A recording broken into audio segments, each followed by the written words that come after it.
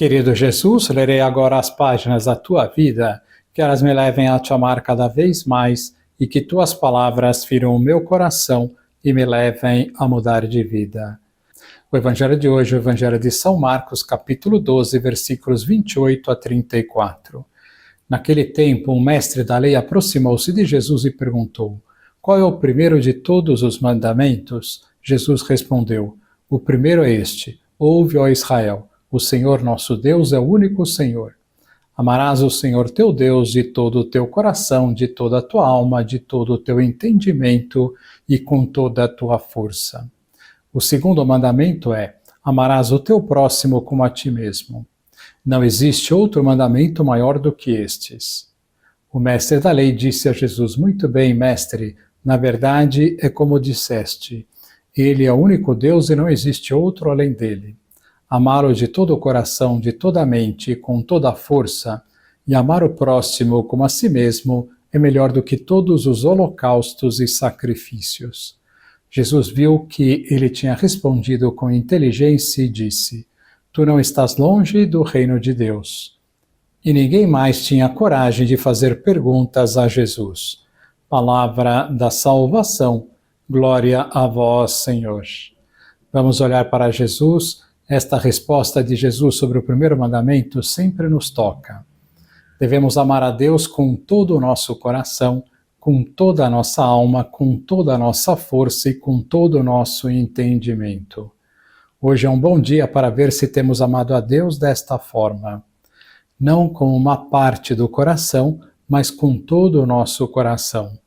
Com a maior força que temos para cumprir os seus mandamentos. Com toda a nossa alma, isto é, lutando para que nossa alma se pareça com a de Cristo e com todo o nosso entendimento, pondo todo o nosso entendimento para entender as verdades de fé, os mandamentos, a Bíblia, etc.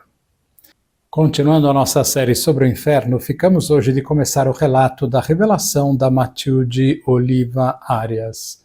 Este relato foi obtido no site www.casitadenazareth.com. Vamos então começar. A vidente faleceu no dia 27 de julho de 2015. Matilde Oliva Arias era uma humilde camponesa do município de Garagoa, departamento de Boyacá, na Colômbia. Era o ano de 1987. Ela nunca perdia a missa dominical. Numa segunda-feira, quando ela estava a caminho da cidade, rezando o terço, em uma ponte perto do seu sítio, um homem muito bonito aproximou-se dela, identificando-se como Jesus de Nazaré, e disse-lhe que estava andando por todo o mundo, chamando-nos à conversão. Ele brilhava mais do que um sol de verão, dizia Matilde. Então ele me chamou pelo meu nome 3 vezes e disse: Matilde, minha mãe e eu estamos andando pelo mundo atrás das minhas ovelhas. Muitas estão perdidas e eu venho em breve para julgar este mundo.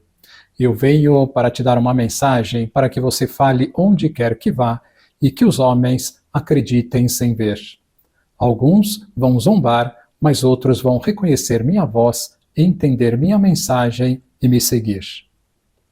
O Senhor Jesus me disse, continua Matilde, para me preparar para conhecer o inferno, e eu respondi: ó Senhor, tenho medo. Ele me disse para me preparar durante 6 meses, jejuando, rezando, de modo especial o terço, e comungando diariamente. Início do testemunho. Um dia, depois de me preparar, Jesus me disse: Matilde, venha. Ajoelhei-me diante dele, e ele impôs as mãos sobre a minha cabeça, e então me disse: beije meus pés, pois todos os meus inimigos estão subjugados sob meus pés. Eu os beijei, e ele os separou um do outro. Eu não sabia o que havia acontecido, mas vi que um enorme buraco se abriu sobre os pés do Senhor. Não sei se viajamos por meio dele, mas logo me vi no inferno. Ouvi gritos, lamentos, havia desespero. Aquele lugar era horrível. Eu estava com medo, senti-me morrendo de terror e disse: ai de mim, Senhor, onde estou? O Senhor me disse: não temas nada, nada te acontecerá. Eu estou contigo, observa bem. Então eu vi um forno como a boca de um vulcão. Enormes chamas estavam saindo dele. Era como uma panela onde a cana é cozida para fazer o melaço. Como um lago de enxofre fervendo com jorros, havia muitas pessoas lá que gritavam e pediam ajuda sem serem ouvidas. Alguns insultavam, outros estavam vestidos luxuosamente, outros estavam sem roupas. Acho que eles estavam com as roupas que os enterraram. Um homem muito rico, com capas e anéis nos dedos e correntes no pescoço, estendia a mão e dizia: "Salva-me por isso." E era uma réstia de cebola. Mas as chamas começaram a consumir a réstia até queimarem seus dedos. Acho que foi algo que ele deu, mas sem amor, ou a única coisa que ele deu em sua vida. O tormento era cruel, não havia paz. Perguntei ao Senhor: "Isso é o ranger de dentes?" E ele respondeu: "Não, ainda não. É apenas parte do sofrimento dos condenados." Ao redor do forno havia demônios de pernas cruzadas, todos eles tinham um longo tridente. Sua aparência era horrível, seus olhos vermelhos, boca maligna, sorriso malévolo, de uma cor quase preta e cinza. Eles fumavam e fumavam, algo que os tornava mais rebeldes, e bebiam um líquido avermelhado que os enchiam de orgulho. De repente todos se levantaram em uma posição firme. Os condenados queriam desaparecer. Eles estavam sendo queimados no lago de fogo, era uma multidão incontável. O inferno tremeu, tudo tremeu. Através de uma porta entrou um demônio com cerca de 2 metros de altura, mais horrível do que os outros demônios. Tinha chifres, garras, cauda e asas como morcegos. Os outros não tinham nada disso. Ele gritou e bateu os pés e tudo tremeu de novo. Perguntei quem ele era e o Senhor me disse: "É Satanás, Lúcifer, rei do inferno." Até os outros demônios tinham medo dele. Por ordem dada por ele, todos correram diante dele com o tridente nas mãos, enfileirados como um batalhão de soldados. Ele disse aos demônios algo que eu não consegui ouvir, porque estava com muito medo. E não perguntei ao Senhor. Se o Senhor não tivesse me sustentado naquele momento, eu teria morrido de terror. O Senhor me disse: "Aqui não há paz por um segundo. Aqui não há amor, é o reino do ódio. Aqui vêm todos aqueles que, livre e voluntariamente, me desprezaram quando estavam vivos, preferindo o mal ao invés do bem." Agora, dê uma olhada, porque para alguns começa o ranger de dentes, o sofrimento e morte eterna, o verme que não morre e o fogo que não se apaga. Porque quem não está comigo está morto. Esta é a verdadeira morte, não aquela que vocês chamam de morte. Após a ordem de Satanás, os demônios correram para o forno e tiravam os condenados espetados pelo tridente. Eles se moviam como cobras, sem serem capazes de se soltar. Eles gritavam, contorciam-se, saía sangue por todo lado. Alguns foram perfurados nas costas, outros nas pernas, outros na cabeça. Eles agarravam os tridentes querendo sair.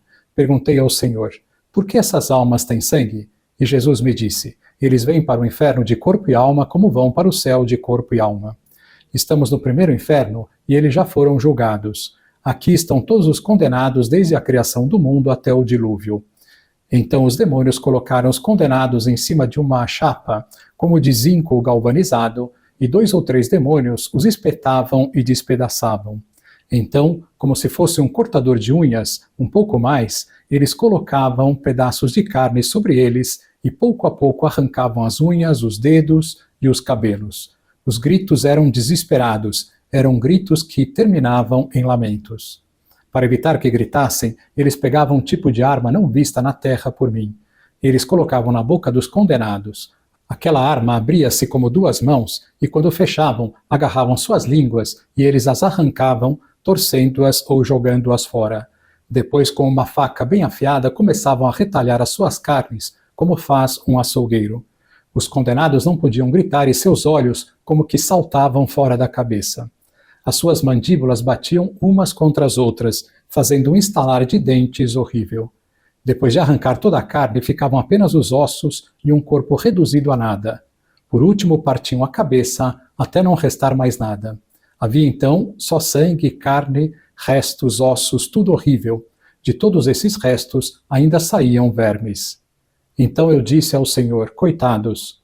Eu pensei que eles não iriam morrer. Finalmente eles morreram, embora os pedaços de carne continuassem a se mover.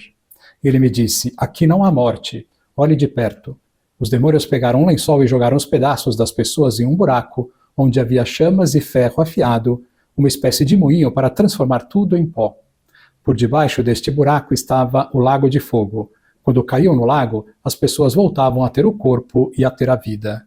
Todo aquele que se deixasse fisgar pelo tridente voltava a passar por tudo aquilo novamente. Então perguntei ao Senhor, qual é o problema? Por que eles têm que viver novamente? E ele me disse, a morte não existe mais como os homens a chamam. Aqui sofrem a morte eterna, que é a separação de Deus. E para chegar a estes tormentos eternos, foi por livre escolha. Eles desejaram isso. E já nada posso fazer por eles, porque quando podiam escolher, me desprezaram. E por isso chegaram a este lugar que não foi criado para os homens, e sim para os demônios. Para os homens foi criado o céu. Este lugar foi criado para Satanás e seus anjos. Percebi que, quanto maior o pecado, maior é o sofrimento. Cada um paga de acordo com as suas dívidas. E cada um tem punições diferentes, mas todos sofrem terrivelmente. Percebi que o órgão com o qual eles mais pecaram é o que mais sofre tormentos. Ao mergulharem no lago de fogo, eles apareceram em um lugar de areias incandescentes. O calor era sufocante, não podiam respirar e gritavam, tenho sede. Quando alguém gritava por sede, um demônio lhe abria a boca, rasgando-a até os ouvidos. Outro demônio pegava areia escaldante para que a bebesse. Era tal o desespero destes condenados que eles corriam para a penumbra e se chocavam uns contra os outros e se batiam e brigavam como cães selvagens. Ao chegarem numa rocha com portas, cada um escolhia a porta que queria abrir. Mas ao abri-la, deparavam-se com os animais peçonhentos que mais temiam em vida. Disse-me o Senhor que eram castigos psicológicos, mas não perguntei o significado.